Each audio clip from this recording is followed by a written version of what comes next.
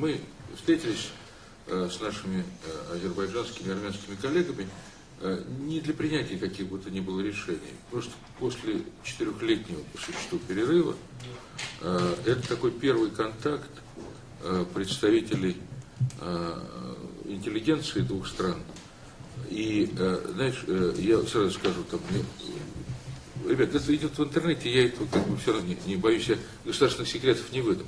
Все больше всего боятся, что мы начнем принимать какие-то решения, что мы формализуем наши отношения, там, напишем какую-нибудь, не дай бог, еще дорожную карту отношений интеллигенции двух стран. Вот это у нас как раз счастливая возможность довести идею Общественной палаты до ее высшего воплощения. Вообще ничего не формализовать, а просто наметить 2-3 каких-то совместных мероприятия, быть может, которые можно будет провести там, в Баку, в Ереване, можно будет провести в России, в Украине, где угодно. Но, конечно, вот почему я просил моих товарищей из Общественной палаты, к которой я отношусь в высшей степени серьезно, это очень такой важный институт, который делает цивилизованным политическую дискуссию в стране. Вот я бы так сказал. Потому что сейчас, особенно перед выборами, все обострено. Если ты пошел, не дай бог, не на ту улицу, на митинг, ты уже враг одних, а перешел дорогу, ты сразу становишься врагом других.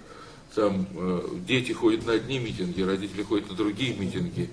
А Общественная палата – место, где собираются люди самых разных взглядов и видят друг в друге не врагов, а все-таки оппонентов. Вот нам надо как-то научиться к этому, что мы не враги вообще, мы живем в одном государстве или соседствуем в разных государствах, мы можем быть оппонентами, но не врагами. Самая бессмысленная позиция. Мы же, как общественные представители своих обществ, ну, извините за нескромность, люди, в общем, известные в своих странах, вот хотим создать тот благоприятный фон, который помогал бы политикам решать глобальные проблемы. Я не скрою, что передовую часть интеллигенции и общества волнует, что на протяжении этих 20 лет идет оголтелая пропаганда как с той и с другой стороны, в средствах массовой информации, ну а сейчас в сайтах и так далее, где доходит до оскорбления не только отдельных личностей, но целых народов, целых наций, что я, как гуманитарий, считаю это непозволительным совершенно, потому что какой бы то ни был конфликт, а конфликты бывают и в семьях, и, так сказать, даже между родными людьми, и между соседями, то все равно Бог определил так, что жить нам рядом, жить на одной территории географической. Поэтому как бы надо сохранять достаточное уважение к друг другу, к истории друг друга, к культуре друг друга, для того, чтобы можно было в дальнейшем сосуществовать и сотрудничать. И мне кажется, это очень важно. Андрей Дмитриевич коснулся вопроса того, что подрастает новое поколение. И вот действительно он говорил о тех странах, которые входили в Советский Союз. И старшее поколение, мы друг друга достаточно хорошо знаем, и нам не надо представлять друг друга, все мы так или иначе где-то пересекались. Но прошло 20 лет. Кому было 5 лет, сегодня 25 лет, кому было там, 3 годика, сегодня 23.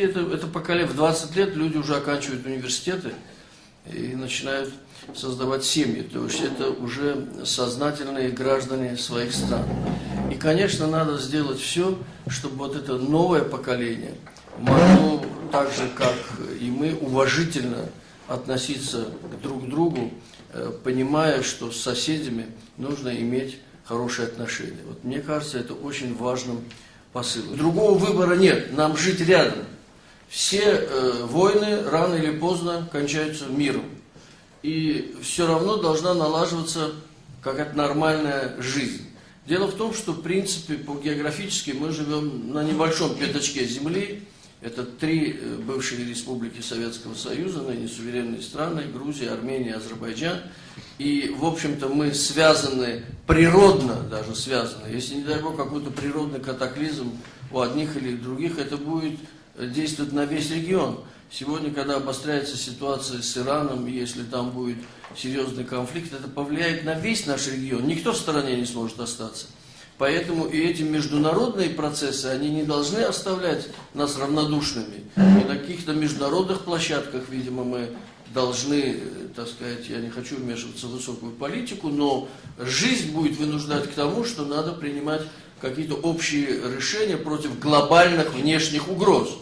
Мы на правильном пути, что надо общаться, надо разговаривать, надо смотреть друг другу в глаза, надо понимать, что каждая сторона хочет от другой.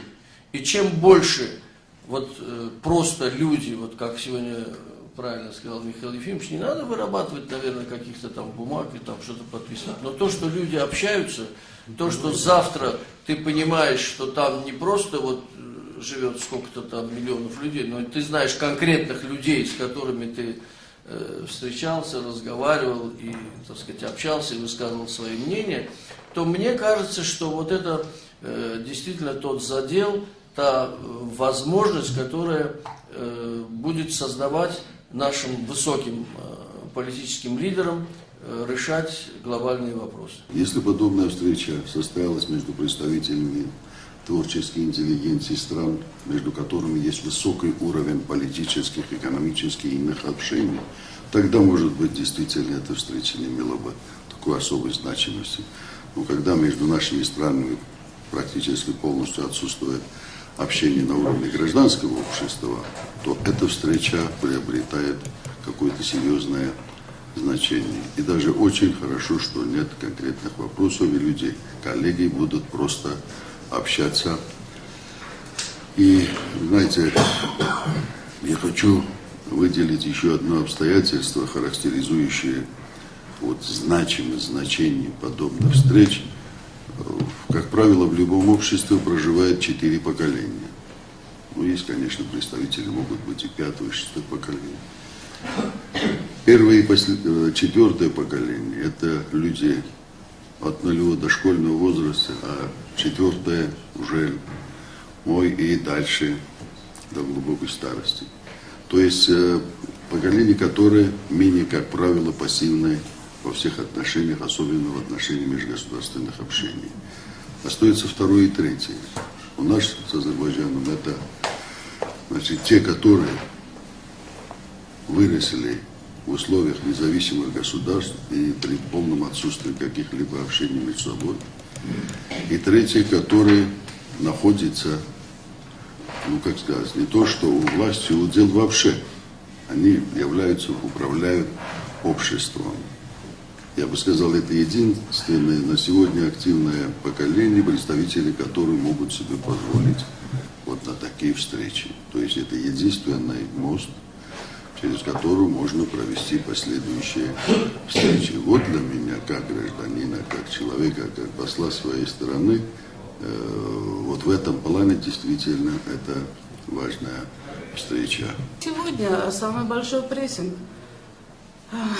Сегодня общаться стало легче, сидя у себя дома, читая газеты или читая интернетные версии всех этих газет, которые раньше мы видели только в бумажном виде.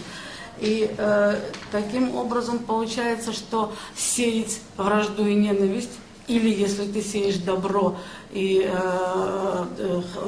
что-то хорошее, стало во много раз легче. Поэтому мне бы хотелось, чтобы люди, которые во всем этом процессе участвуют, а я с большим уважением отношусь ко всем участникам и ко всем коллегам, друзьям, которые из Азербайджана приезжают и участвуют в наших этих встречах. Давайте каким-то образом подумаем о том, если сегодня нашей задачей поставить хоть на немножко, хоть на йоту, приостановить этот поток зла, поток грязи, клеветы, где-то выдуманные, где-то, может быть, и существующие. Но что от того, что мы это тиражируем, разве от этого становится лучше и легче? Может быть, лучше и легче будет, если мы попытаемся это остановить, если мы попытаемся дать этому оценку и закрыть эту страницу и пойти дальше вперед. Может быть, мы попробуем начать каждый сам себя. И тогда что-нибудь в нашем мире изменится. Это на уровне предложения, причем на уровне предложения, которое звучит от женщины. Я думаю, что политики и государственные деятели имеют много-много возможностей делать свои дела и говорить свое мнение. А вот в такой ситуации, может быть, важнее было бы просто сказать, вот как женщина, может быть, вы подумаете, что это как-то необоснованно или голословно, или, может быть, нет серьезных механизмов, нет, невозможно это как-то вот аргументировать. Может быть, но я думаю, что очень много женщин и в Армении, и в Азербайджане найдутся, у которых семьи, у которых дети растут, и которые очень обеспокоены тем, что их дети растут или могут вырасти вот в этой обстановке ненависти. Это правда. Ненависть достигла совершенно недопустимой меры. И я представитель азербайджанской общины Нагорного Карабаха, являюсь как бы самым ярым миротворцем. И на меня, конечно, обрушивается проблема членов общины, которые, конечно, меня упрекают в том, что я мягкий, интеллигентный, что я плохой карабахец и так далее. Но я все равно продолжаю линию эту, потому что понимаю, что ненависть действительно путь никуда. Если бы не было оккупированных районов, хоть какой-то шаг был бы сделан, это было бы здорово. Это был бы первый шаг, после которых можно было начать культурный проект. Сейчас любой проект, какой бы мы ни хотели делать проект, он упирается тут же в упреки. Как вы можете делать проект, когда у вас оккупированы районы, которые не входят в Нагорный Карабах? И мне нечего сказать. Я начинаю говорить, что это будет, это со временем уляжется и так далее. Но вот этот вопрос, он, понимаете, как вот в углу меня боксер. Бывает, знаете, вот нашел в углу и тут мутузит. Когда-то великий французский композитор Морис Равель, он воевал на фронте, был санитаром Первой мировой войны. И французский союз композиторов принял решение запретить исполнение композиторов Австро-Венгрии. Туда входил Béla Bartók, многие выдающиеся композиторы, Чомбер. И он написал письмо в союз французских композиторов, говорит, я на фронте, я воюю с этой страной, но я категорически против запрещения исполнения великих произведений этой страны. Мы, к сожалению, такой культуры не достигли. Это с горечью я должен сказать. И в Армении, и в Азербайджане. К сожалению, мы вот так отгородились и истерически действительно оскорбляем друг друга. И армянские сайты, и наши сайты, и весь мир смотрит на нас, и каждый раз во Франции или в Берлине, куда мы поехали, немцы, наверное, смотрят и думают, что это такое, друг друга вот так. Но мы же не африканские племена Хуту и Тутси, в конце концов.